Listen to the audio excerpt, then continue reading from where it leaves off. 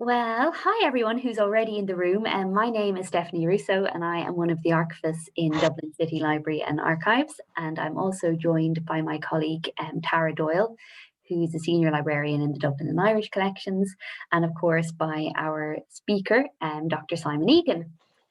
I'm delighted to welcome you all along to this, our final lecture of the 34th series of the City Hall Lunchtime Lectures.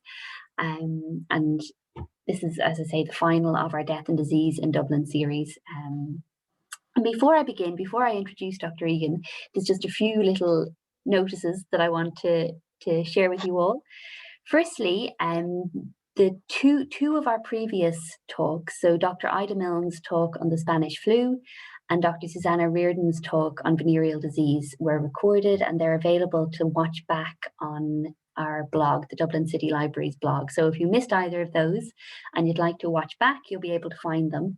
And Dr. Egan has kindly agreed to be recorded for this one, so that will be going up there as well in due course. It usually takes about a week for them to appear. Unfortunately, due to a technical blip, we didn't record Professor Kelly's talk, but hopefully we'll be able to get Professor Kelly back again later on in the year to redo his talk on psychiatric hospitals in Dublin, because it's a real shame not to have that. The other thing I wanted to say, I suppose it's a slightly related note in terms of death and disease, but some of you may be aware that at Dublin City Archives, we have created a COVID-19 collection. So we're collecting people's experiences of the pandemic. And we've had some really interesting material in photographs, diaries, personal accounts, drawings by kids, all sorts of things. So if you have anything that you would like to submit to the archive, we'd love to hear from you. You can contact us. I can put the email address in the chat for anyone who wants it, but it is cityarchives@dublincity.ie. So do feel free to get in touch if you've anything for that. And finally, we will have time for questions at the end. So if you do have any questions as we go along or at the end of the talk, it'd be great if you could put them in the Q&A box. The chat is fine for the chatting, but if all of the questions are together in the Q&A, it makes it a bit easier to make sure we get to as many as we possibly can. So yes, I think that's everything I wanted to say. So yes, I'm delighted to introduce Dr. Simon Egan, who's an Associate Professor in Trinity College Dublin in Medieval Irish and British History.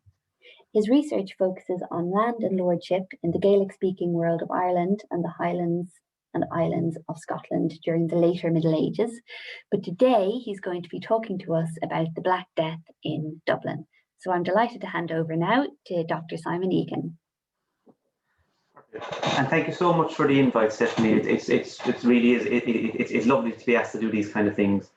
So as Stephanie says, I work primarily and teach primarily in kind of late medieval, early modern Irish and kind of Scottish, wider British history.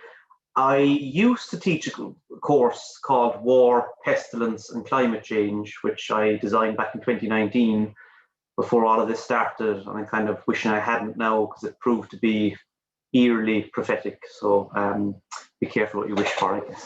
Anyway, today I'm going to be talking about the Black Death in 14th century Ireland and talking about 14th century Dublin more specifically. Okay.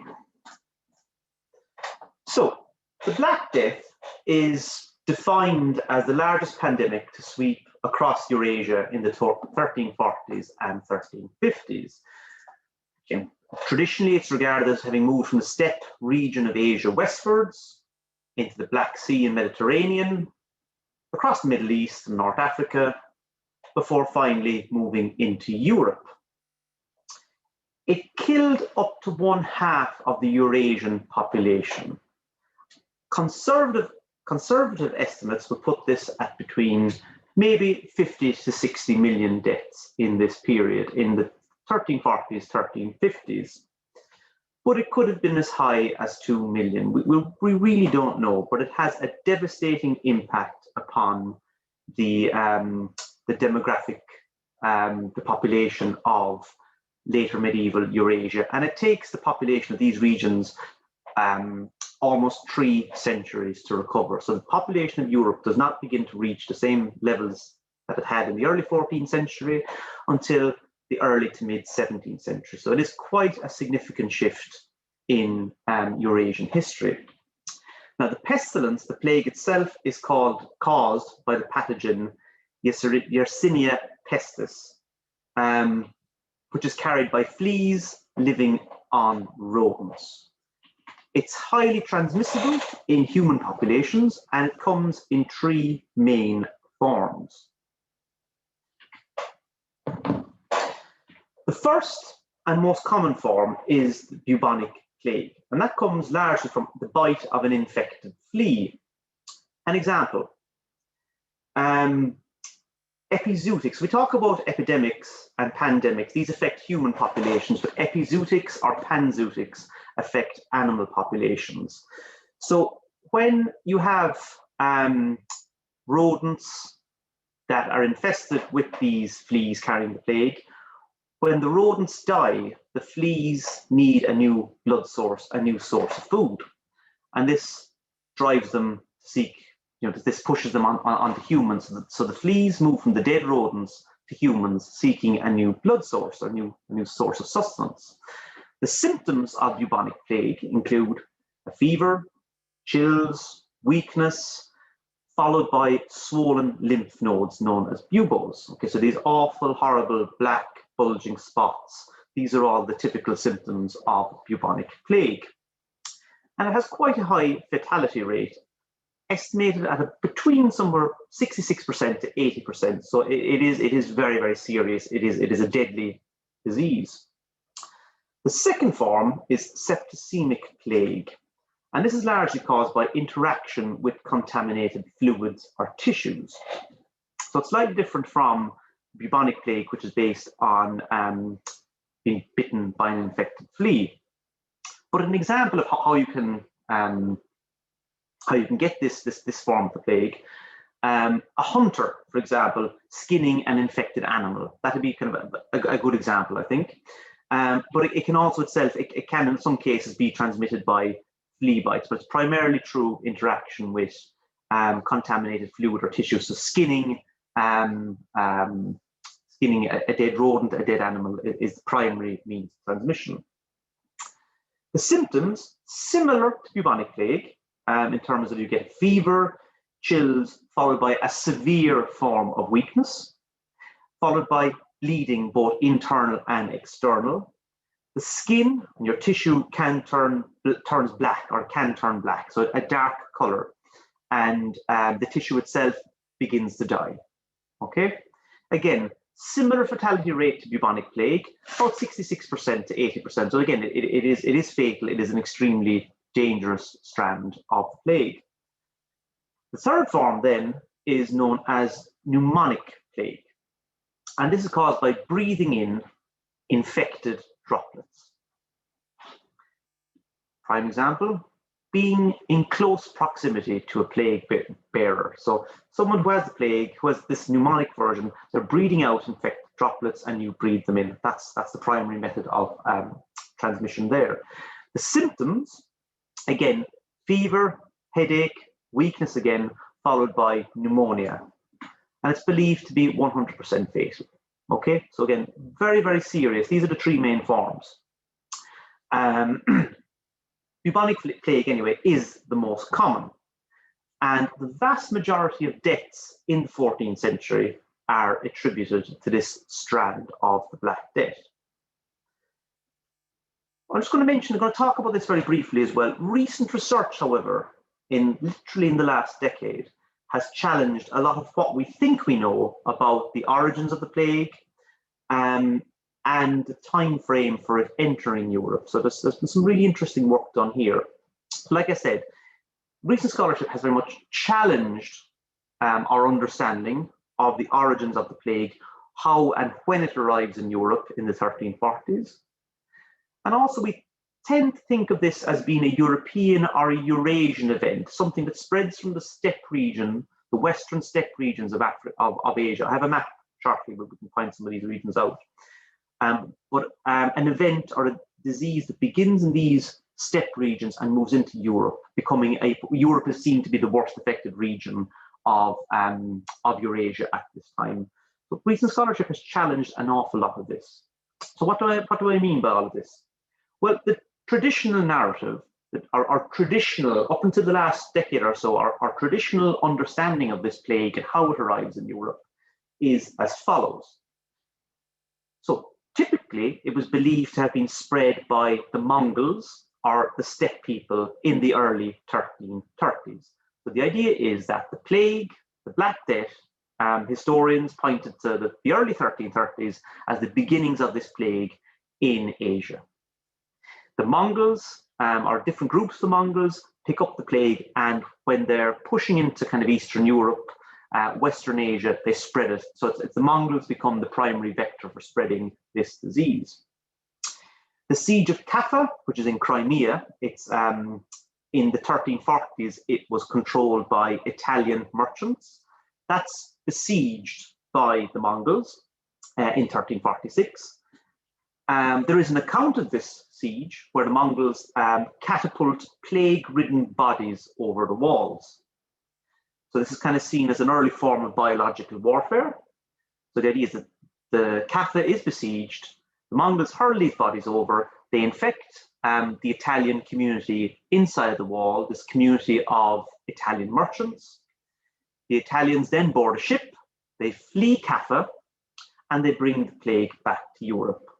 This is a very simplistic narrative, and it's been fundamentally undercut in the last 10 years. Even in the last couple of years, we've seen some really interesting new information, which has really forced us to rethink not only the Black Death itself, but other plagues, other pandemics and epidemics. So there's an awful lot of interest. So a lot of what I'm saying today is quite unfortunately relevant for the world we live in today.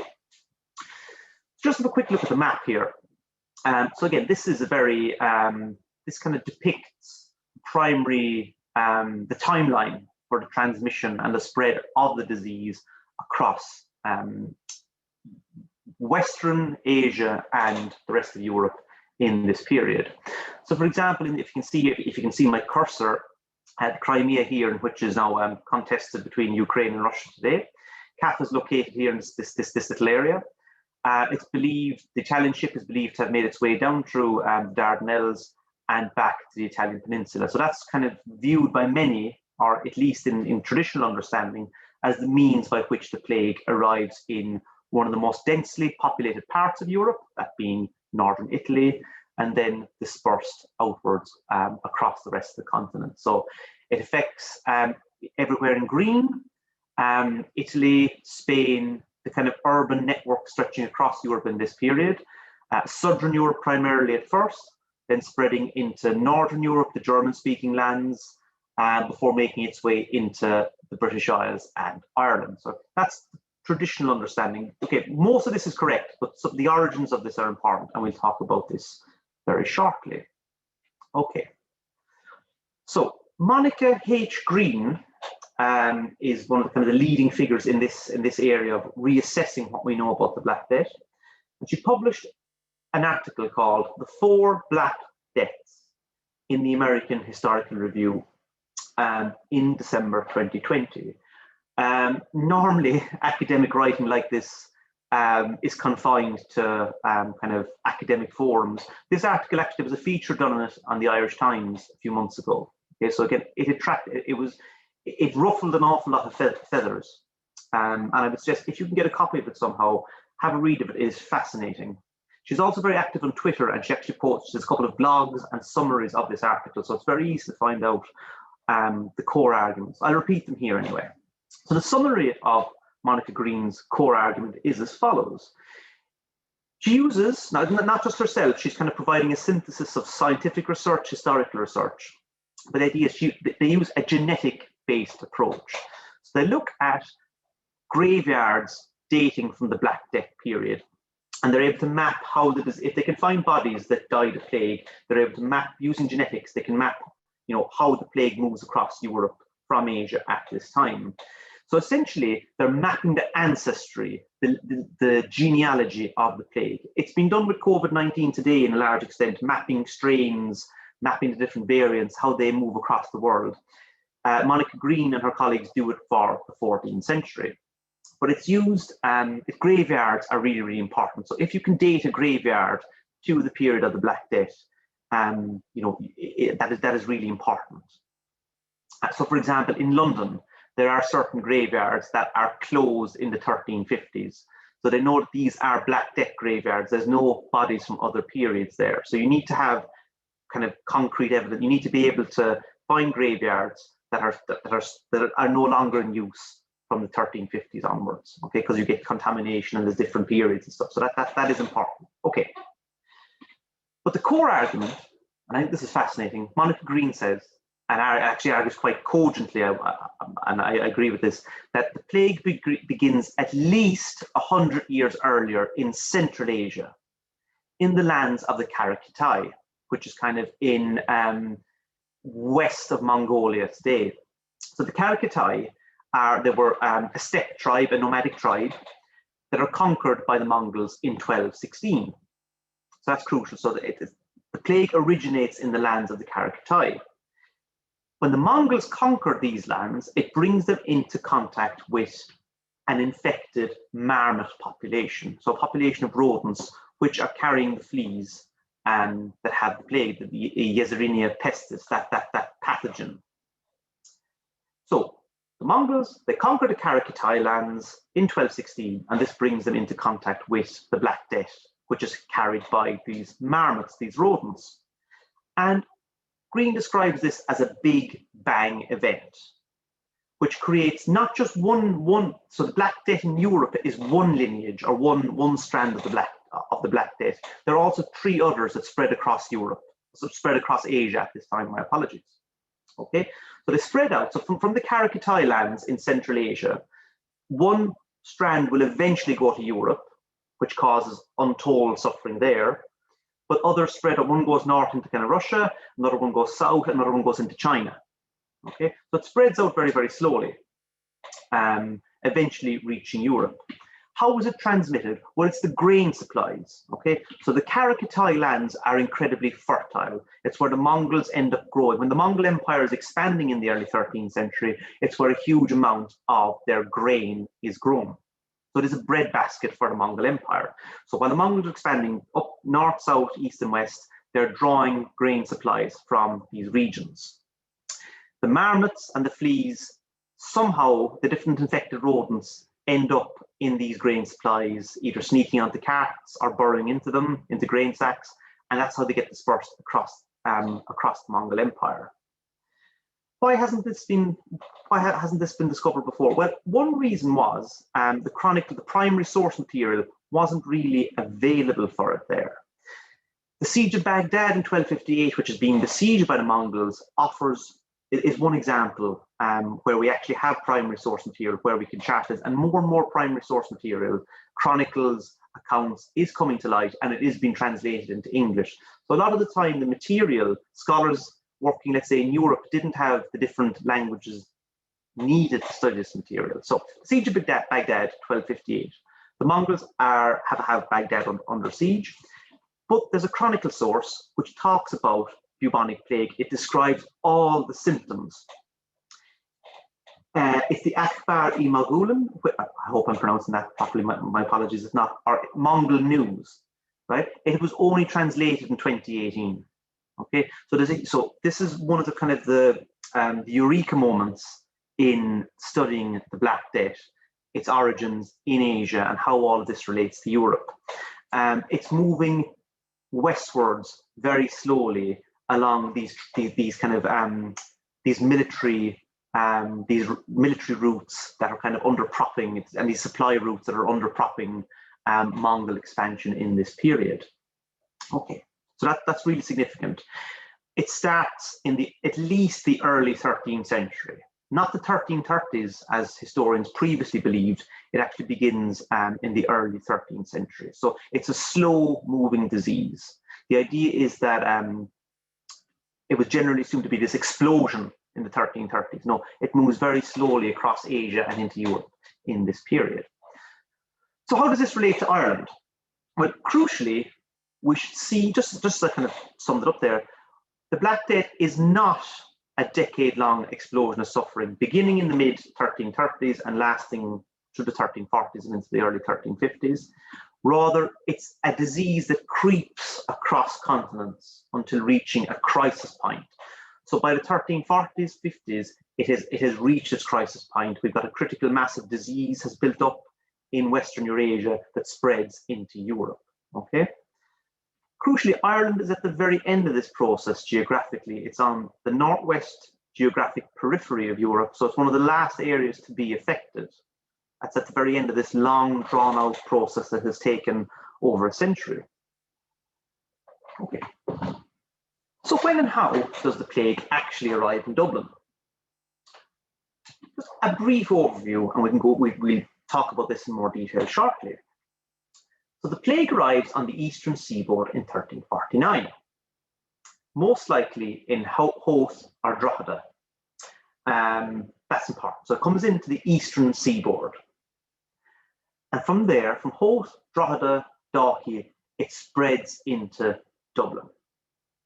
It makes a westward progress across the island, moving through the colonial towns. So these towns that were, some of them founded by the Vikings in the earlier Middle Ages, conquered then by the Normans, and then new towns built by the Normans or the Anglo-Normans in the 13th and early 14th centuries. So the plague moves through this urban network on the eastern seaboard, moving west the whole time. It doesn't reach the western seaboard, we think, the Gaelic-speaking region, the Gaelic-dominated regions of the island until late 1349 or probably 1350.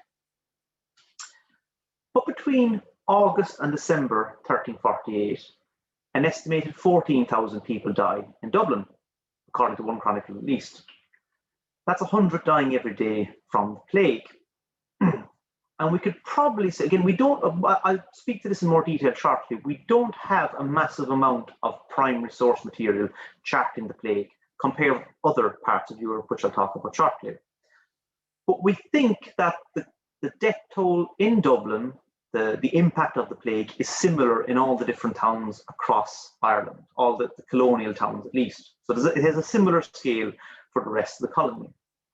But there is some evidence that it doesn't affect the Gaelic Irish, the western seaboard, as severely. So the impact there is less severe. Why? We'll talk about this towards the end of the presentation. But firstly though, I want to have a look at 14th century Dublin and 14th century Ireland more generally. So the plague could not have come at a worse time from colonists' point of view. English power on the island of Ireland is in retreat by this point. And that should be severe, not sever. There is severe economic and political pressures placed upon the English lordship or the English colony in Ireland. And there are numerous factors at play here. So just to step back for a second, what actually is the colony? So it's a well-known fact that Ireland is conquered and colonized in the late 12th and 13th centuries. The eastern seaboard is colonized first, it is settled. We get the creation of new towns, new baronies, new lordships, first of all, in the late 12th, early 13th century. And then English power expands westward. So it pushes across Leinster, it pushes into Munster, it pushes into Ulster, and eventually pushes west of the River Shannon. So the island is being conquered and colonized at a gradual pace, but a steady pace nonetheless, over the course of the 13th century. So the Gaelic families that had controlled most of the island are pushed back. They're pushed back to the more mountainous, the less fertile parts of the island, and the coastlines, etc., etc. So again, you've got the English, the Anglo-Normans, the Anglo-Irish, however you want to describe the colonists, they are pushing back all the time, and the indigenous Irish are being pushed back. And by 1280, most of the island is now controlled by the English crown. That's crucial. Okay, most of the island is now controlled by the English crown. And the authority of the crown is now exercised by a powerful caste of colonial nobles. I have a map coming up shortly, which will kind of very briefly outline some of this. So across Ulster and Connacht, we get the establishment of the de Burgh dynasty, who become Earls of Ulster and Lords of Connacht. In Munster, the de Clare and Fitzgerald dynasties established themselves, the Fitzgeralds later becoming Earls of Desmond. And in Leinster, we get eventually, over the course of the late 13th and early 14th centuries, we get the establishment of the Butlers, who become Earls of Ormond, and then the Fitzgeralds, who become Earls of Kildare. The early 14th century, however, sees all of this begin to change, okay, for a variety of factors. First factor being the Bruce invasions of Ireland, which took place in 1315 to 18. Just a little bit of background on this. So, without going into too much detail, England and Scotland have enjoyed a largely peaceful relationship for most of the 13th century, but relations between both kingdoms break down in 1296.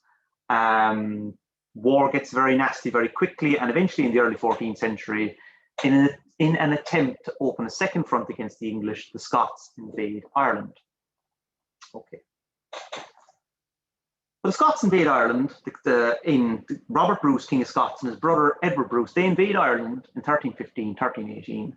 The colony survives the Scottish invasion, but the De Burgh lordship in Ulster is crippled, and their cousins, the De Burgh lords in Connacht, pretty much disengage from the governance of the colony. They decide to break with the administration in Dublin. So English power across the western seaboard becomes a lot weaker and far more impressionistic. That's crucial. So it becomes very weak across the western section of the island of Ireland. As I say, I have a map on the way shortly. Okay. Second factor is climate change. Okay. A phenomenon known as the Little Ice Age is taking place from the late 13th century right down to the mid 19th century. It's a period, broadly speaking, this is a very kind of general description of it, but it is a period of fluctuating but gradually cooling temperatures. Okay, it affects different parts of the world differently, but in Europe, it sees kind of a cooling of the temperature and an increase in wetter, colder weather. So again, it's a global phenomenon, but it adversely affects Eurasia, so Europe and Western Asia. One brief example, the Crusader states are a victim of this.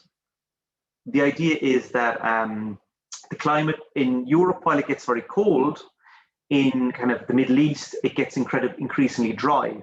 So this creates mass migration, more pressures on the land, and the Crusader states themselves it's partly due to the rise of these new Islamic empires in the East. That's one of the reasons why the Crusader states collapses, because they don't have the resources to deal with it. It's caused by climate change. Okay, we'll return to Dublin shortly, I promise. Okay, so anyway, the idea of climate change, colder, wetter weather becomes highly acute in the early 14th century. Okay, the Great European Famine, for instance, takes place in 1315, lasting until 1322. This coincides with the Bruce invasions of Ireland, a period of hardship. Colder, wetter weather itself, this leads to a shorter growing season. So by 1400, for example, scientists think that the growing season has shortened by a month. Okay, this places greater pressure on pre-existing systems of subsistence. It leads to crop failures. This is caused by wet weather, but it's also about, you know, there's less to go around. But it also can lead to livestock collapses. So for instance, first of all, there's a lack of fodder each year. Food is becoming increasingly scarce. But if you've got wetter weather for longer parts of the year, the cattle themselves are, because the ground is boggier, the cattle are actually destroying the grass. They're smashing up the root mat underneath. So the cattle can't help it, but it's becoming increasingly difficult for the grass to replenish itself every year because the climate is now much wetter. So that's important. And we're also seeing the rise of epizootics in this period, kind of epidemics in human populations, I mentioned, epizootics in animal populations, moraines, these kind of severe bouts of disease within cattle populations are linked to wet weather. So again, there's a lot of pressure on traditional food sources, agriculture, and livestock populations in the early 14th century, in the years leading down to the Black Death. So this completely undercuts the colonial economy in in early 14th century Ireland. Okay. Third factor is also, I'll just cover this very quickly, the Gaelic Recovery. So from the late 13th century, the native Irish are also becoming more assertive. The crises of the early 14th century give the Irish added impetus in their struggle against the English. For example, the O'Neill dynasty, they used to rule Ulster before being driven out, or driven into more kind of peripheral regions of Ulster. They invite the Bruces to invade Ireland in 1315. The Ulster lords also begin importing greater numbers of Scottish mercenary troops. Okay, so the Irish are getting more, Irish lordship is getting more militarized. And Ulster, this is just an example of Ulster, it's gradually being recovered by the native Irish, families like the O'Donnells and the O'Neills. A similar process occurs down along the western seaboard. In Connacht, which had been conquered in the 13th century, the O'Connor dynasty reassert themselves. In Munster, the O'Briens, the old former High Kings of Ireland, they reassert themselves.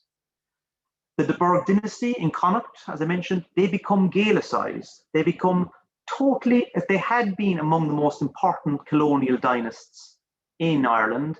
They were French speakers. They were very proud of their ancestry as conquistadors in Ireland. They become totally assimilated into the socio-cultural world of Ireland at this time. They begin styling themselves as de Burca, which is a Gaelicization, a Hibernicization of de Burgh.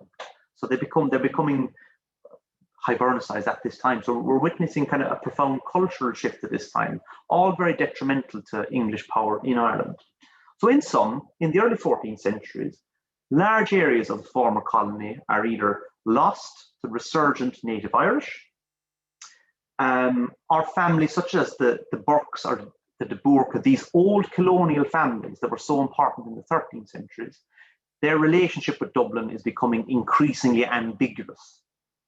Okay? So just very briefly, this is what a map of the island now looks like on the eve of the Black Death, or is beginning to look like at least. So if this is what the de Burgh lands look like in around the year 1300, we'll say they control Ulster and Connacht. Okay, the O'Neills re-emerge as the dominant force in central Ulster.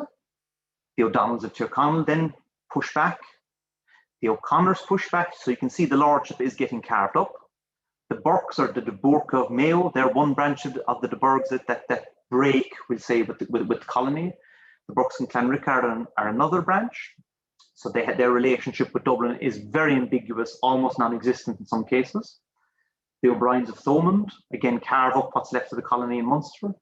We get eventually the creation of the Fitzgerald Earldom of Desmond, but again, the Fitzgeralds have a very kind of tenuous or ambiguous relationship with Dublin.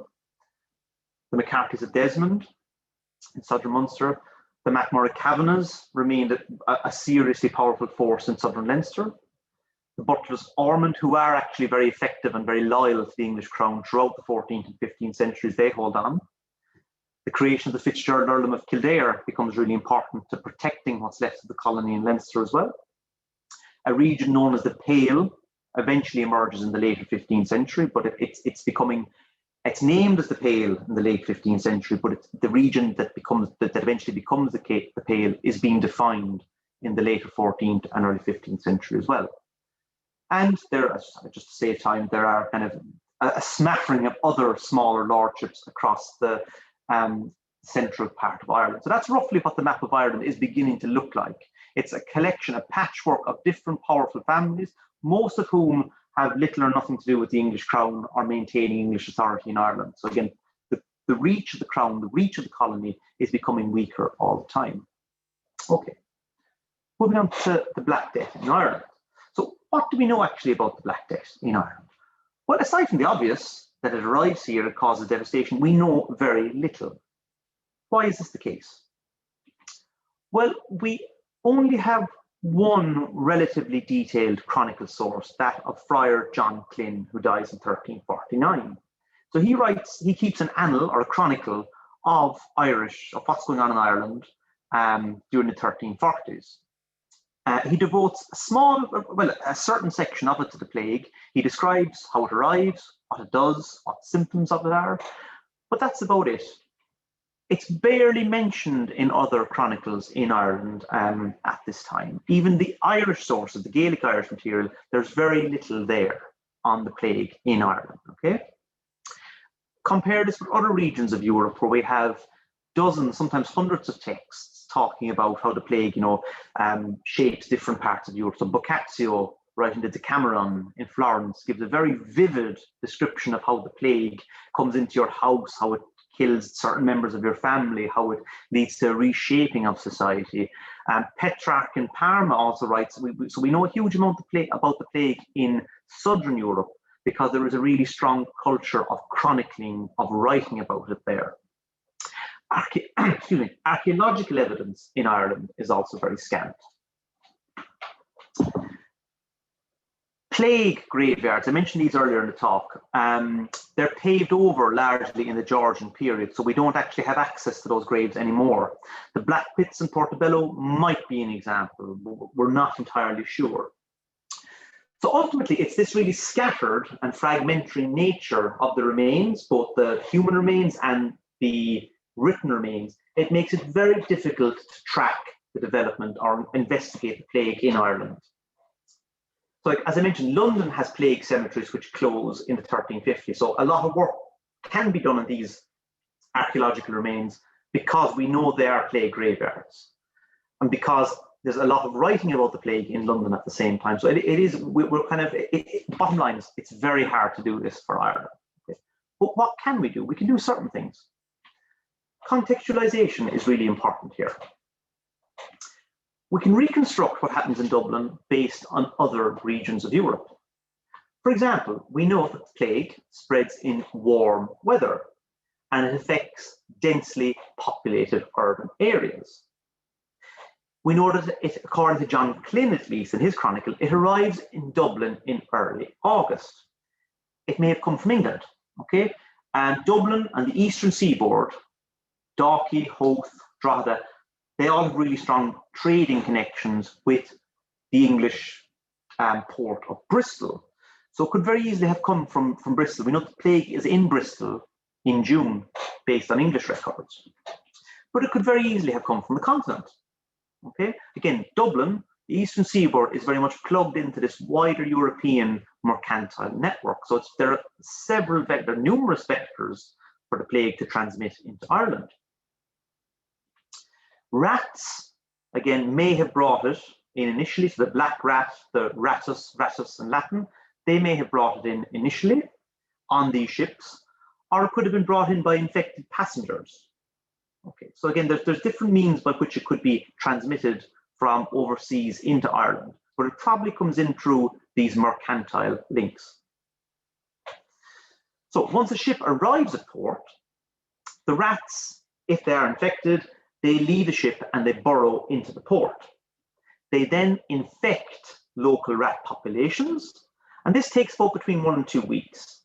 Okay, so again, the idea is the rats, once they leave the ships, they will kind of make their own way, and there's very little humans can do to actually control it in that sense if the rats are transmitting it.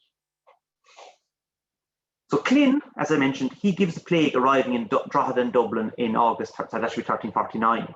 Okay, and it's very likely that the plague, when it arrives in Dublin or Drogheda, Dundalk, the eastern seaboard, it follows this pattern of either human passengers who are infected or more likely rats who burrow into the local populations. Okay, so there are possible multiple vectors, rats and human populations. Okay.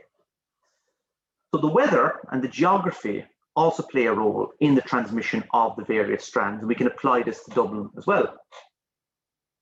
Cold weather, first of all, can slow the spread of bubonic plague. So again, if rats carrying the fleas are the primary means of transmission, in cold weather, the rats seek shelter and bed down.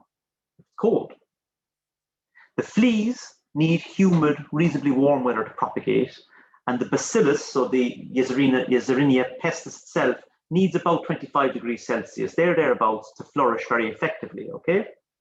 So knowing this, rats, if it's cold, the rats will bed down, the fleas need warm weather, so cold weather can stop all of this. Okay, so therefore, spring and summer, the warmest parts of the year, and also the dampest, most humid parts of the year, are when the plague is at its most deadly. So it spreads around in these during this time. And also the spring and the summer, and even moving into late summer and early autumn, that's when the most traveling is done. Okay, it's the safest time of year to travel. So that's when we get the vectors for transmission. It's when the merchants are moving about, they bring the plague with them from town. So that's how it's transmitted through the urban network in Ireland. At least that is the hypothesis based on what happens elsewhere in Europe. Now, so that's bubonic plague, but septicemic and pneumonic, those variants can thrive in cold and damp weather. So as I mentioned, they spread largely through human to human via droplets. And these are by far the most deadly variety, especially pneumonic. And they really do affect people with low immunity. So the idea is the poor people in society are those with those more malnourished people in society. And it's the septicemic and pneumonic variants which appear to have been very prevalent in Dublin based on John Clynn's writings. Okay, so that's really important to bear in mind. That the pneumonic, the most deadly variant, appears to be very, very prevalent in Dublin in the late 1340s. So let's have a look. What does actually Clyn say? So he describes the following in a passage. Many died from carbuncles and boils and buboes, which grew on the legs and under the arms, others from passion of the head, as if thrown into a frenzy, others by vomiting blood. So quite a vivid description of pneumonic plague here. And he also notes, the pestilence was so contagious that whosoever touched the sick or the dead was immediately infected and died, so that penitent and confessor were carried to the grave. So the idea, it affects everyone, all the different levels of society. So it is incredibly virulent. To sum up both these passages, he gives a clear description of the symptoms associated with all three versions of Yersinia pestis, especially the pneumonic form, which, as I've said a couple of times now, is the most deadly variant. 1348 and 1349 are also very wet years. Okay, we know this from primarily from annal sources and chronicle sources. The idea is they're cold, wet years, and it creates an ideal breeding ground for these especially nasty strands, which might explain why it's so prevalent in Dublin. So, actually looking at settlement now very briefly. As I mentioned, densely populated settlements are badly affected. Cities and towns are often built upon or near rivers for trading purposes largely. Dublin, Kildare, Meath and Louth, the core territories of the colony, are all situated in and around the Liffey Basin. And they're all primarily lands that are below 600 feet. Natural habitats for rats. Okay, so again, this is all kind of the perfect storm of ingredients necessary for the plague, and especially the nastier variants of the plague are all in place on Ireland's eastern seaboard. The lower classes, the poorer people in society, are also more adversely affected. They live in more cramped conditions, poor hygiene. Now, the Middle Ages is not particularly well known for hygiene, but it's pretty bad amongst the lower classes here in places like Dublin, in urban settings. A lot of people live in squalor, and they have a very limited diet as well. It's not particularly varied. It's low in vitamins and nourishment a lot of the time. Clyn describes the impact of the plague in the towns in Ireland.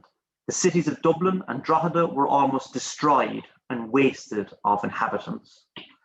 The disease entirely stripped villas or villages, small towns, cities, castles, and towns of inhabitants of men, so that scarcely anyone would be able to live in them. Okay, so quite striking again. To what extent is this an exaggeration? Let's compare it with a well-known writer from Europe. We can compare Clyn's account with Giovanni Boccaccio's writing on Florence.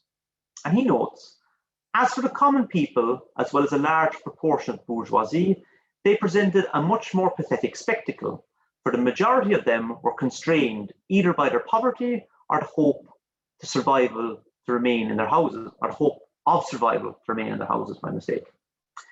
Being confined to their own parts of the city, they fell ill daily in their thousands, and since they had no one to assist or attend to their needs, they inevitably perished almost without exception. Many dropped dead in the open streets, both by day and by night, whilst a great many others, though dying in their own houses, drew their neighbours' attention to the fact more by the smell of the rotting corpses than by any other means. And what with these and the others who were dying all over the city, bodies were here, there, and everywhere. So again, a very vivid description of how it affects those living in more cramped urban conditions. The plague tears through them like wildfire.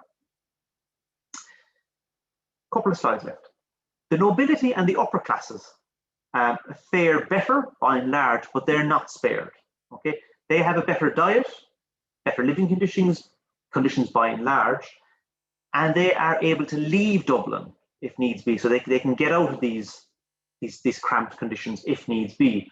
But if they leave Dublin, they risk spreading it to surrounding areas, and this is another vector. The merchant class, the wealthier class in Dublin, the oligarchy, leaving Dublin, moving maybe to Kilkenny, moving to different parts of the colony, they spread the plague with them. Klin also provides some other evidence of how this affects different levels of society. He notes that hundreds, perhaps thousands of pilgrims flocked to the shrine of St. Mulling in Wexford. In late autumn 1348, bishops and prelates, men of the church and of religious magnates, others and commonly all persons of both sexes, gathered from all sides of the diverse parts of Ireland to the pilgrimage and the wading in the waters of St. Mulling in crowds and multitudes, so that you might see many thousands of men assembling at the same place for many days. Again, so a gathering of different people in Wexford at this time. Some came with feelings of devotion, others, the majority, as Klin states, from fear of the plague that prevailed beyond measure. So it's kind of seen as an act of desperation. They're seeking to go to the shrine to get some form of help, is the idea. But the really crucial point I would take from this is, it's not just common people, poor people here. We see the bishops, prelates, magnates, the wealthier classes are being affected as well. So they're all, so again, this pilgrimage to the shrine of St. Mulling is representative, I think, or symptomatic of how the plague is. It's not just affecting the commoners, every social strata is being affected at this time. Okay, last slide. How does the plague affect the native Irish compared to what's going on in Dublin and the colony? It's mentioned, but very briefly in the Irish annals. Klin, in his colonial source, gives quite a bit of space to it, but in the Irish annals, it's mentioned but briefly. Annals of the Four Masters, 1349, a great plague raged in Ireland. That's literally all the description it's given. It is noted, but it's not given any further description. Now, I mentioned that the Gaelic Irish they don't appear to be as adversely affected by the plague. Why? Several factors at play here. Firstly, settlement patterns are different to that of the colony. Sparsely populated. The Irish don't live in densely populated urban settlements. That's it. So their settlements are more sparsely populated, more diffuse. So this reduces the transmission on one level. Okay, on a very basic level, the Irish have, I suppose we could call it, there is an element of social distancing there in the settlement pattern. Secondly, the Irish diet is, we think, better than that of the colony. And there's a high protein intake. So there is evidence that having high levels of protein in your diet can help against fighting plague. It doesn't cure it, but it can make you more resilient. The Irish diet, again, beef. We know the Irish economy or their agriculture is predominantly bovine. So beef, there's a high kind of level of beef in the Irish diet.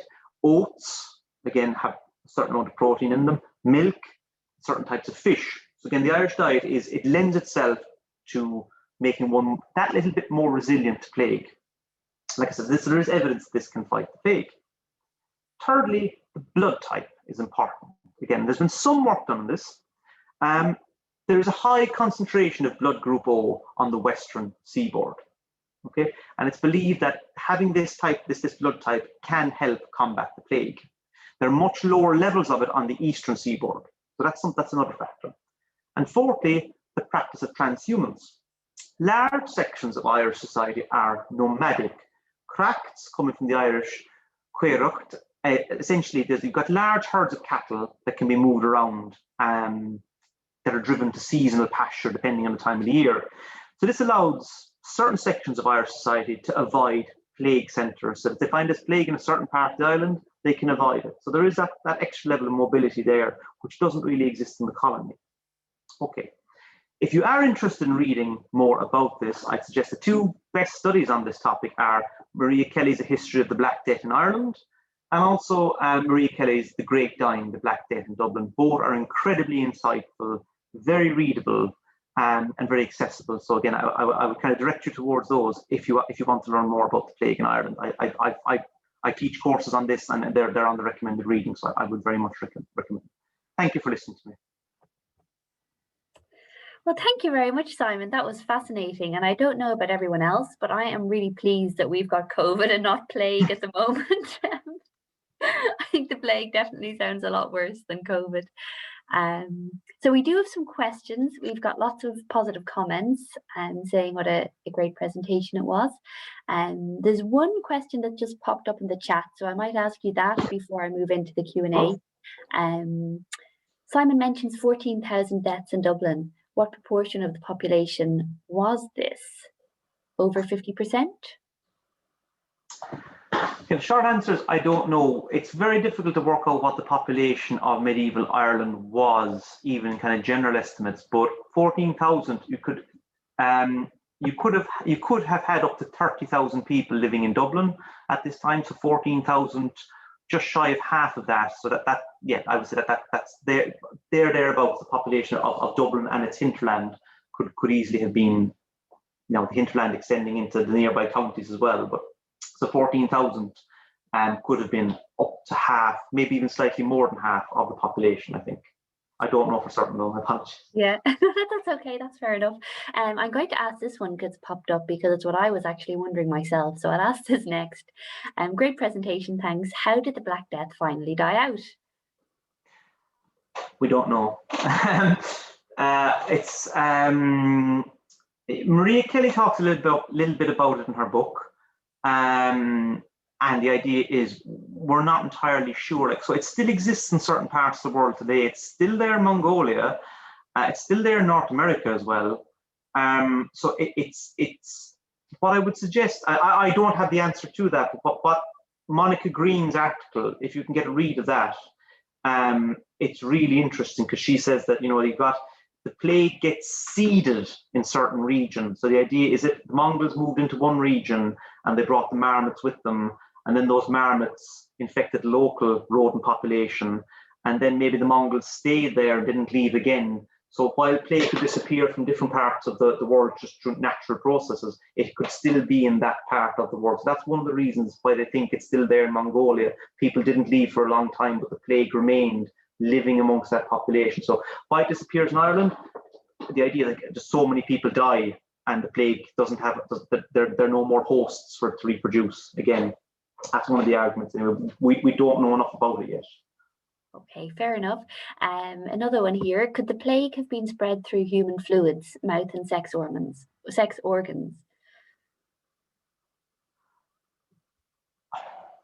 I'm not entirely sure, but yes, I think it can be, if the fluid is infected, that's how it can be spread, and that will lead to septicemic plague then. Okay, fair enough. Are all these different forms of the plague variations of the original bubonic plague in the same way that we are now seeing variants of COVID? Again, the plague changes over time, and we're not, again, and this is my kind of get out of jail free card, we're not entirely sure, because as I mentioned, that we're only last couple of years, new research is coming out on the Black Death in Asia, and we're still trying to pinpoint the precise origins of the plague. So which of these strands, the original versus which is the variant, which are variants, we're not entirely sure yet. So hopefully in a couple of years' time, could have an answer for you, but at the moment I don't know to what extent. Now it does evolve. All viruses evolve to survive, so we can presume that there is a bit, even when it moves across Europe, it'd be really interesting, or moves across from Asia into Europe, it'd be really interesting to consider, you know, if we can even do this, if we have enough evidence from graveyards, does the strains change slightly, and if so, why? So that's my answer for that question. Okay, thanks very much. Many thanks for the information and very well presented. Did the plague affect the African peoples? Yes, plague gets into North Africa. A key point which I didn't mention in the talk is we thought that the plague affected Europe the worst because the culture, there's an incredibly strong and widespread culture of chronicling in Europe in the late Middle Ages, in the 13th, 14th, 15th centuries, where everything is written down. Like I mentioned Petrarch, I mentioned Boccaccio, there are other people in Northern Europe, the people in England, writing about the plague and how it affects society, how it transforms society.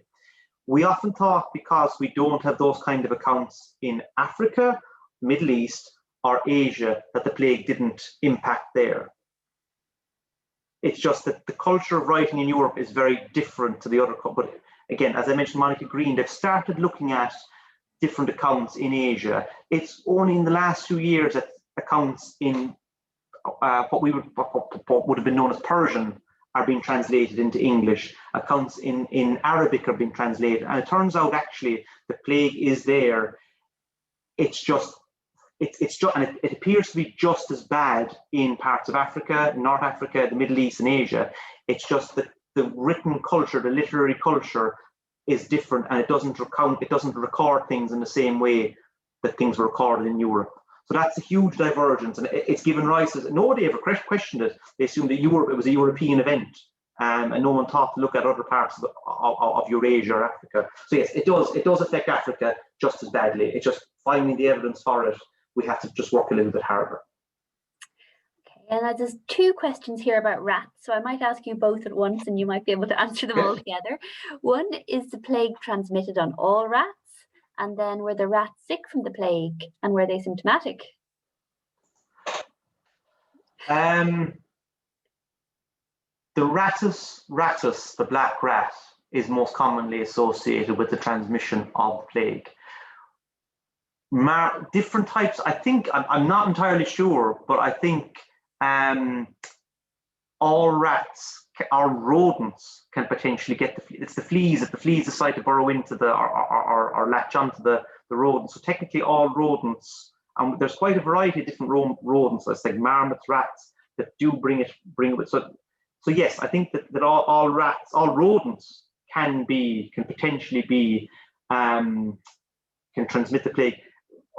Cats in North America today, there are accounts of cats, people contracting different forms of the plague from their cats. So it's all about the fleas burrowing into or latching onto furry creatures.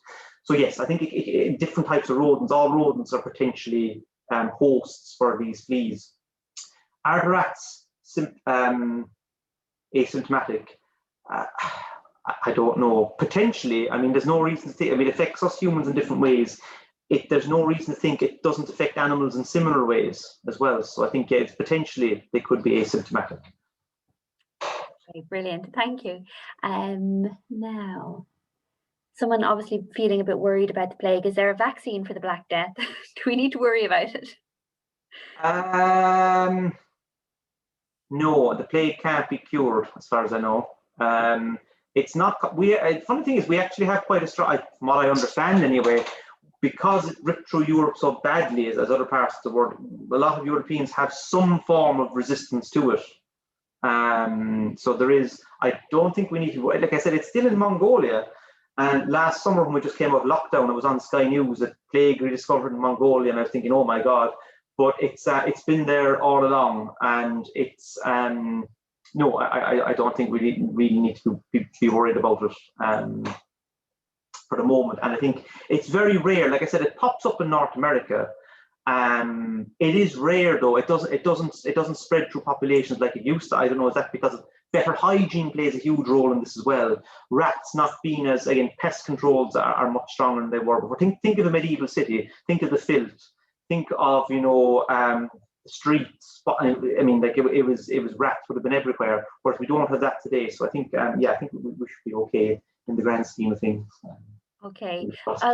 Maybe just one more question. We have a minute left, so I'll ask you one more question, and that's, how did the population control, treat, or deal with those who were infected? So they tried. There's a couple of things tried.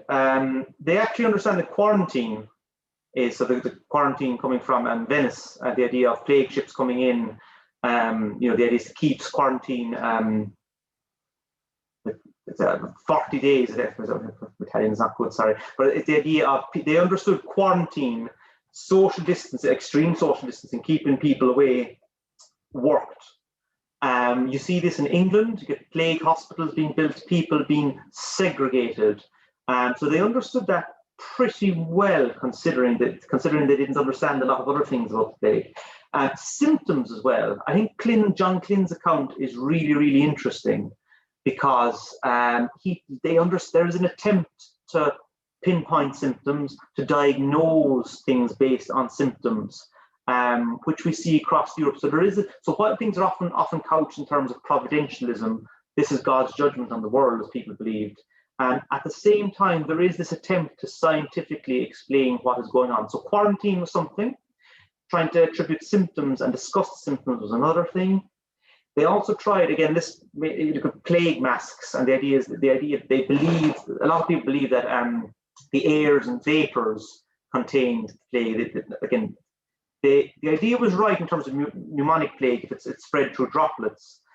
So they had that right, but for the wrong reasons. They assumed that disease spread through the air, through different vapors coming up from the earth. So they kind of had that. They had, I suppose, the method right, but the understanding was completely wrong.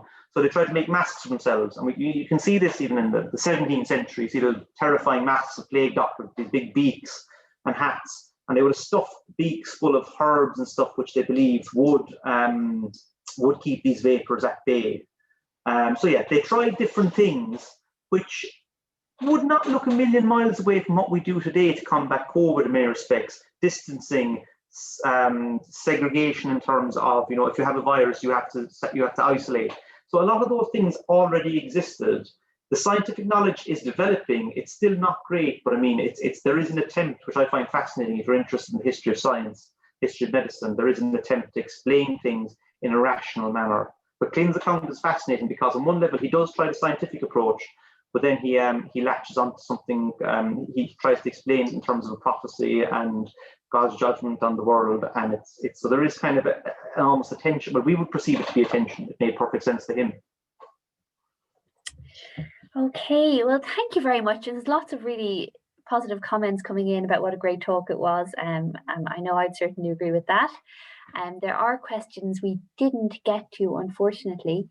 Simon, you're on Twitter, aren't you? If people want to follow you on Twitter, can they hope to find further bits of information about the Black Plague or similar things? They can, very cheerful stuff for the times we live in. Yeah. But by all means, I think it's I'm on Twitter at the beginning of the slides, at Simon P. Egan. So I'm there if anyone wants to find me there. Most happy to talk about this further. Brilliant. Okay. Well, as I said, we do have to leave it there. So thank you so much for that fascinating talk. Thank you for inviting me. And thank you everyone for coming along. And I know a lot of the names kept popping up. So I know lots of people have supported us all the way through the series. So thank you very much. And we hope to see everyone again at another event in the future. Bye-bye, everyone. Yeah. Thanks very much.